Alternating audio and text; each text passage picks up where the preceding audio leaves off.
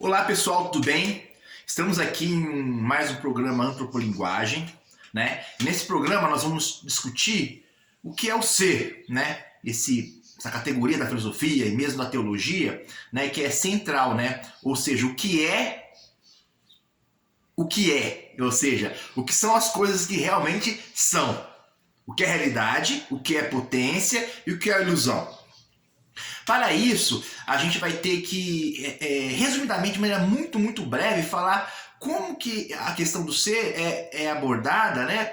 Em especial pela filosofia moderna. Basicamente, no geral, em especial assim, o racionalismo, fenomenologia, existencialismo, eles abordam o ser assim como o que a consciência, né, de si, né, que se desenvolve mais ou menos em três fases, né? A primeira do ser em si, que está ligada mais a uma ideia de um ser que concebe apenas a si mesmo e não a totalidade.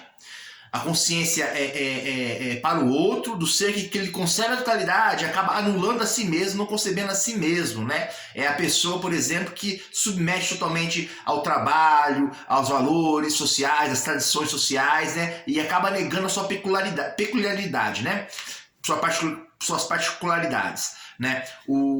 E finalmente é o ser para si, é o ser que consegue o quê? Fazer uma síntese entre os valores sociais, a tradição, né? O trabalho e os seus o quê? E as suas particularidades, né? As suas necessidades que o distingue da totalidade, fazendo ele articular, né, com a totalidade, uma espécie de um novo fazer, né? De uma nova realidade, de um novo ser.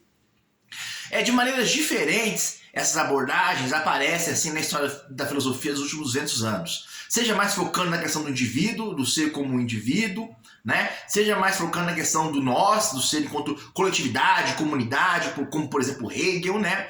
Seja mais focando na questão moral, na questão ético-moral, como Kierkegaard, né? Que divide o ser em três fases, né? A fase estética, em que a pessoa está mais preocupada com a aparência, né, em ser aceito, está preocupado mais com a sexualidade.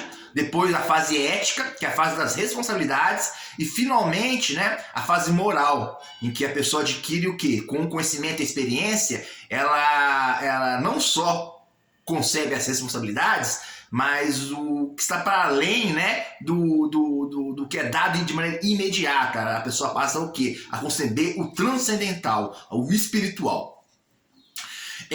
Mas minha abordagem não vai ser essa. Eu só estou falando aqui mais ou menos porque é da história da filosofia que eu parto, né? Mas também é da minha experiência de vida. Então eu vou dividir o ser em três partes, né? O ser que se fundamenta meramente nos desejos, nas paixões. O ser que parte meramente das necessidades, né? Que é a experiência de vida. E do ser que alcança a consciência do dever, que é o quê? Que é necessidade mais contradições superadas. Ou seja, o ser que se realizou plenamente. Hoje, a maior parte das pessoas, elas vivem no universo do quê? Da necessidade ou do desejo, né? As crianças e jovens, na sua maior parte, né, na maior parte do tempo, vivem em torno da imaginação, do desejo, de questões estéticas, em torno de jogo, de simulações, né? E só depois, com o tempo, né, que ela vai adquirir o senso de realidade, que é a ideia de necessidade, né? Que vem justamente com a sua relação com a formação, né, com a formação enquanto cidadão e enquanto trabalhador. Quer ter consciência dos seus direitos e, entre aspas, né, daquilo que a sociedade lhe coloca como dever, que basicamente é o trabalho, né? Mas, então, a maior parte das pessoas, né, vive nesse mundo de desejo, necessidade, né? E são poucas, quando alcançam uma posição de autoridade, que conseguem conceber o desejo, que é o para além.